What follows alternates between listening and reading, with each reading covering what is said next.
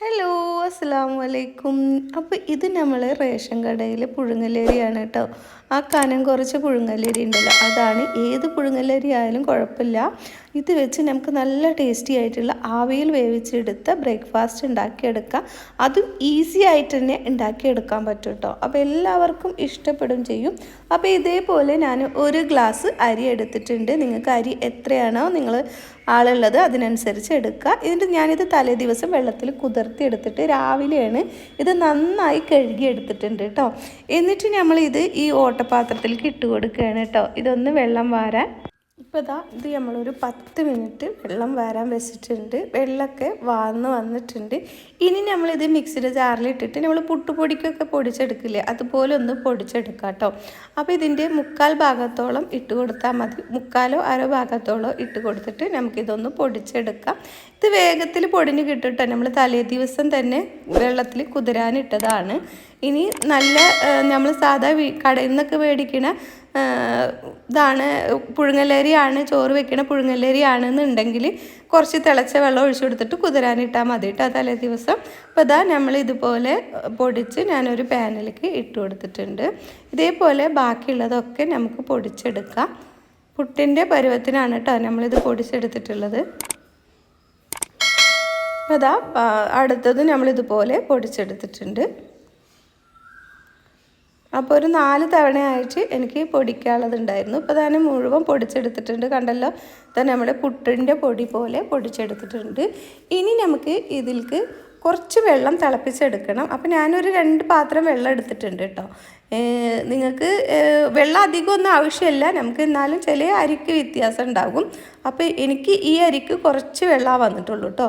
അപ്പോൾ ഞാനിതിൽ 2 പാത്രം ഇപ്പോൾ എടുത്തിട്ടുണ്ട്. കുറച്ചധികം വെള്ളം എടുത്തോളൂ. ഇനി വെള്ളത്തിൻ്റെ അളവ് ചില അരിയുടെ അളവ് പോലെ ഇരിക്കും കേട്ടോ.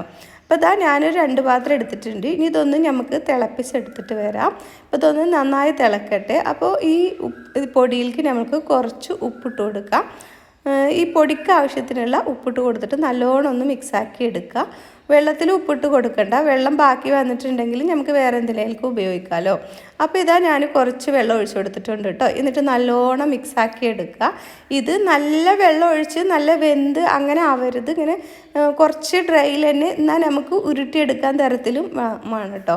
അതുപോലെയാണ് വേണ്ടത്. കണ്ടല്ലോ, അപ്പോൾ ഞാൻ വെള്ളം ഒഴിച്ചപ്പോൾ ഇതുപോലെയാണ് കേട്ടോ നമ്മൾ പൊടിയുള്ളത്. കട്ടയായിട്ടല്ല, ഇതുപോലെ കുറച്ച് വ്യത്യാസമായിട്ടാണ്. ഇത്രയും മതി.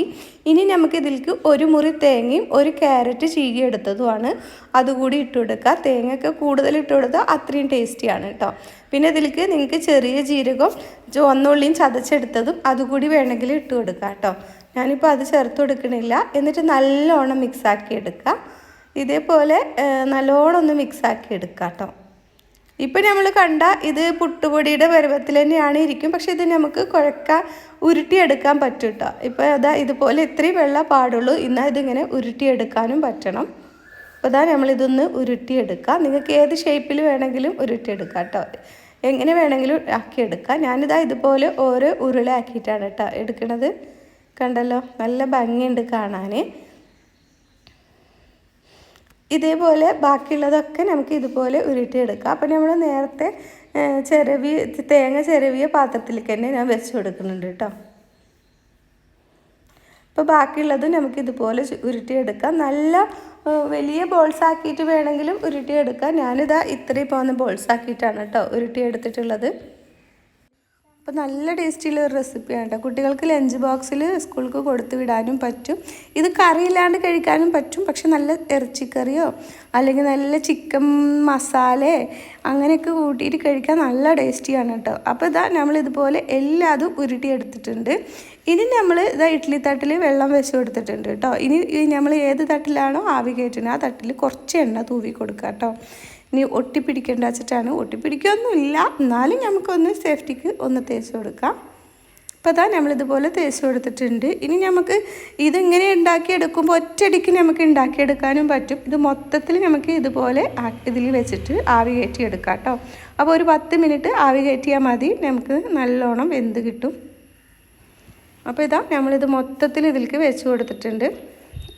അപ്പോൾ എളുപ്പത്തിൽ ഉണ്ടാക്കാൻ പറ്റിയ റെസിപ്പി അല്ലേ. എല്ലാവരും ഒന്ന് ട്രൈ ചെയ്ത് നോക്കണം കേട്ടോ. നിങ്ങൾക്ക് എന്തായാലും ഇഷ്ടമാവും. അപ്പോൾ അതാ നമ്മൾ മൊത്തത്തിൽ ഇതിൽ വെച്ച് കൊടുത്തിട്ടുണ്ട്. ഇതേപോലെ ഞാൻ ഈ പുഴുങ്ങലരി വെച്ചിട്ട് വേറെയും നല്ല റെസിപ്പികൾ ഇട്ടിട്ടുണ്ട് കേട്ടോ. നിങ്ങൾ എന്തായാലും കണ്ടു നോക്കണേ. അപ്പോൾ ഇതാ നമ്മളിത് ആവി കയറ്റി എടുത്തിട്ടുണ്ട്. നമ്മൾ വലിയ ബർണറിലേക്ക് വെച്ച് കൊടുത്തിട്ട് എളുപ്പത്തിൽ ആവി കയറ്റി എടുത്തിട്ടുണ്ട്. മോൻ ട്യൂഷന് പോകാൻ നേരമായി, അപ്പോൾ വേഗം ആവാൻ വേണ്ടിയിട്ടാണ് കേട്ടോ വലിയ ബർണറിലേക്ക് വെച്ച് കൊടുത്തത്. ഇപ്പോൾ ഇതാ നല്ലോണം ആവി കയറി നല്ലോണം വെന്ത് വന്നിട്ടുണ്ട്. ഇനി നമുക്കിത് എടുത്ത് മാറ്റാം. ഇതൊന്നും ഒട്ടിപ്പിടിക്കൊന്നുമില്ല കേട്ടോ, നല്ല ടേസ്റ്റിയാണ്. ഇപ്പോൾ അതാ ഇതുപോലെ നമുക്ക് ഓരോന്നോരോന്നായി എടുത്തു മാറ്റാം. അപ്പോൾ ഞാനിതിലേക്ക് ഒരു ചിക്കൻ കറിയാണ് കേട്ടോ ഉണ്ടാക്കി എടുത്തിട്ടുള്ളത്. ചിക്കൻ കറി കൂട്ടിയിട്ടും ചിക്കൻ മസാല വെച്ച് ബീഫ് മസാല അതൊക്കെ വെച്ച് കഴിക്കാൻ നല്ല ടേസ്റ്റിയാണ് കേട്ടോ. അപ്പോൾ ഇതേപോലെ വെറുതെ കഴിക്കാനും നല്ല ടേസ്റ്റിയാണ്. അപ്പോൾ അതാ നമ്മളെല്ലാതും ഇത് റെഡിയാക്കി എടുത്തിട്ടുണ്ട്. ഇനി നമുക്ക് ഇതിന്ന് ഒന്ന് കഴിച്ച് നോക്കാം കേട്ടോ. നമ്മളിതിൽ തേങ്ങയും ക്യാരറ്റും ഒക്കെ ചേർത്തുകൊണ്ട് നല്ല ടേസ്റ്റി ആയിരിക്കും കേട്ടോ. പിന്നെ ജീരകവും ഉള്ളിയൊക്കെ ചേർക്കണം എന്നുണ്ടെങ്കിൽ അതും ചേർത്ത് കൊടുക്കാം. കുട്ടികൾക്ക് ഇത് ലഞ്ച് ബോക്സിലാക്കിയിട്ട് കറിയും കൂടി ഒപ്പം കൊടുത്ത് വിട്ടിട്ടുണ്ടെങ്കിൽ അവർ ഇഷ്ടത്തോടെ കഴിച്ചോളും.